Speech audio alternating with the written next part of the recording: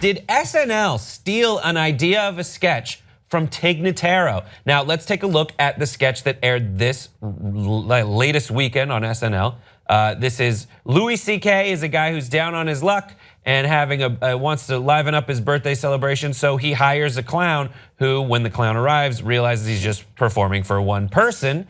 A lot of people like this sketch. But let's take a look at another sketch that's actually a short film done by Tig Notaro, which is called Clown Service and has a remarkably similar premise and some of the same jokes, if not having the same tone, feeling, or ending.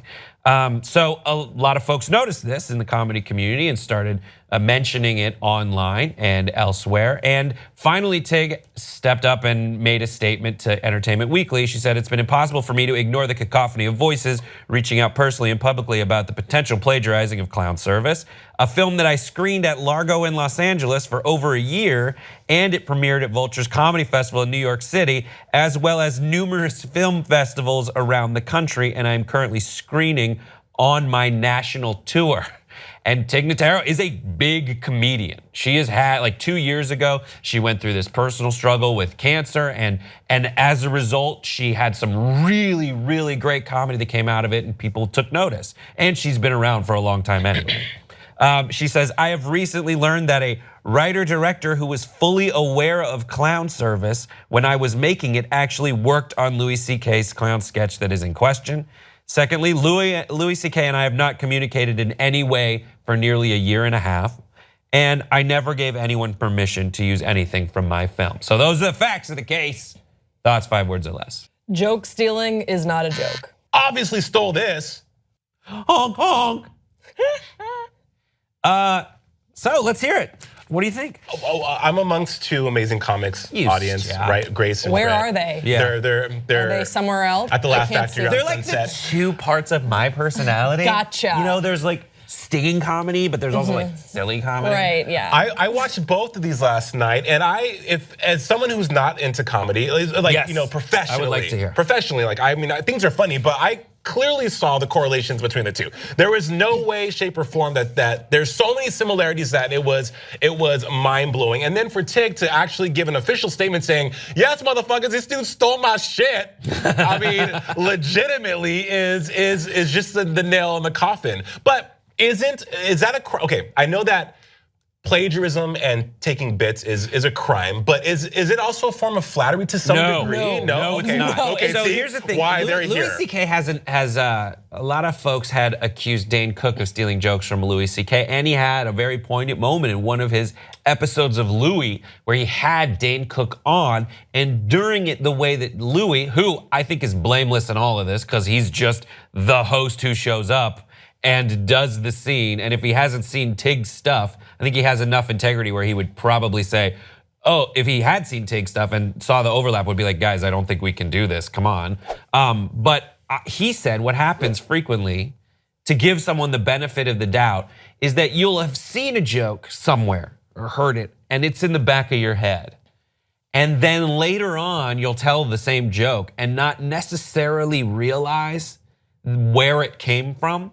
Because like there's things where it's like, oh, I just came up from this joke with this joke now, and someone will either say, I've heard that before, or you told me that before like 2 years ago. It's just like when you're drawing on comedy stuff, sometimes you take from an existing source, and it's not okay. It's not okay. And when you are in the world of comedy and you're around comics all the time and you're hearing bits that you admire and that you think are really, really well thought out and really well performed, parallel thinking is a natural sort of consequence of that. And you see it happen, and I agree with the way that Louis C.K. dealt with it in that episode with Dane Cook was perfect. It's usually not intentional, but it doesn't make it okay. And I don't think that Louis is to blame in this situation. It's very likely that he's never seen this film before, but it's also very likely that someone on that set at SNL had seen seen that film before and kind of thought that because Tig is a very beloved comic and a big comic within circles, but she's not the sort of name where I'm sure a lot of people in the comment section are like, I haven't heard of her before. She'll Go get a check out her Netflix stuff. special. She'll get or an HBO special. Right. Like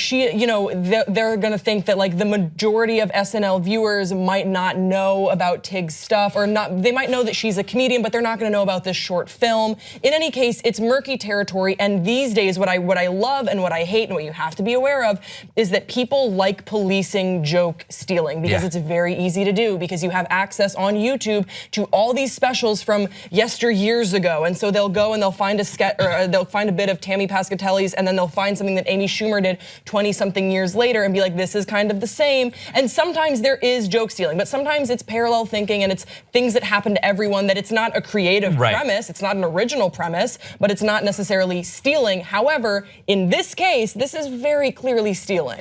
I'll tell you what, I like the Louis C.K. one way better. It's quicker. Well, it's a sketch. Yes. There's a short film by Tig Notaro, and then there's a sketch. All this, my mind's being blown with this comedic education I'm receiving today. And what I think is this person who is in real big trouble, if that's true what Tig found out. Oh yeah. That they knew about this, like explicitly knew. Sure. And maybe they were at their job and they were on deadline. SNL is one of the most intense writing jobs you can have in the universe. And they were like, oh my God, Louis C.K. is coming. He's a sad guy. He does that show where he's like a sad guy in a lot of comedic premises. I think we can do this. And then, even though there should be alarms going off in their head, they probably justified to themselves. I don't know how they could think they could get away with it in a room full of comedy writers, in a world that like we're explaining, but the alarm should have gone off that like, even though it is a great idea for Louis C.K., you can't do it. Grace, you mentioned parallel thinking though, and comics are creative people, right? Obviously, they're creative people. So, well, every facet of this industry is competitive. Dancing, singing, it's all this. It's all the creative process is one that's super intense. And with that said, how do you, if things, what's old is new again, and things are always being reused. How do you, as a comic, for both of you, how do you stay fresh then? Like, how do you, if you always have that thing in the back of the head saying to you, I may be stealing this or this is similar to, like, how do you alleviate that? Like, what's the remedy? I think it's, I mean, I don't really know. I don't have a concrete answer for it, but something that I try and do is, it's hard because like you want to watch the stand-up specials of people that you really admire, but you have to sort of do it in a way where you're like, you don't want to watch it like late at night where you could like go to sleep and then, you know what I mean? Like I've fallen asleep during stand-up specials and then find myself the next day like telling a joke to a friend that's like from that stand-up special. So I think just like being really clear and sort of setting boundaries about when you are consuming comedy as a comic, that you make that distinction between like this is theirs and like this is mine. I don't know if that makes any sense. And then also like recognize that there are certain premises that everyone's gonna talk about. Just make sure that it's coming from an authentic place. Jay Leno has a bit about airplane food. Robin Williams has a bit, had a bit about airplane food. Everyone, my friend has a bit about airplane food. It's not joke stealing to talk about bad airplane food. If you're a traveling comedian, right? Like you have those all bits. are traveling. They all have their bits about hotels. You both really think that Louis C.K. wasn't knowledgeable of I just don't like. There's a way more proximate culprit in my mind, and that's the person who wrote it. And it sucks because I know people who still find out that like, oh my God, different people write different episodes of television series. It's not like, the idea that like Lena Dunham isn't writing every episode of Girls. It's her show. She has help. Like, of course she does. And in this situation, it is not Louis C.K.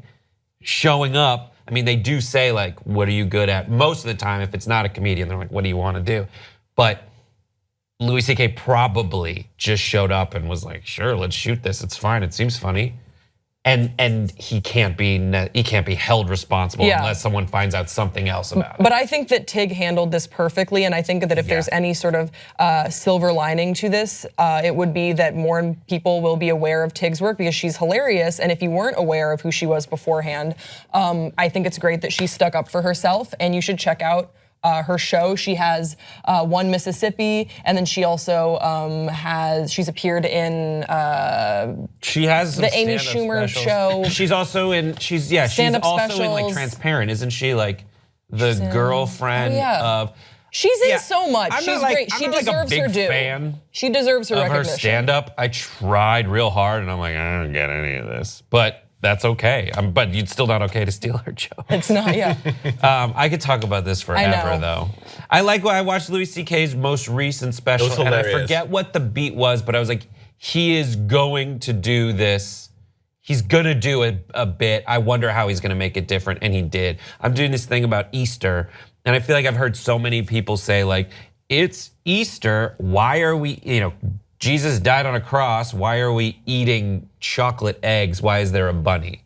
So I didn't want to do that, so I'm doing something about like, you want to make it more like a man getting crucified? Do you want to celebrate like, here's your photorealistic Jesus on a cross, Candy, now hold still while I nail you to a cross? Like, no one wants to do that. And that's so Christian. It's so Christian to be like, Passover's about surviving a plague, like surviving and getting out of slavery. It should be happy. It's way less happy than a holiday about nailing your savior to a cross. How the fuck do Christians do that? Anyways, what do you think about this Tig Notaro, Louis C.K. thing? Give us your thoughts in the comment section below. Subscribe, and then steal a joke from someone else. Don't give them credit and tell it in the comment section below. We'll see you next time on Pop Trigger.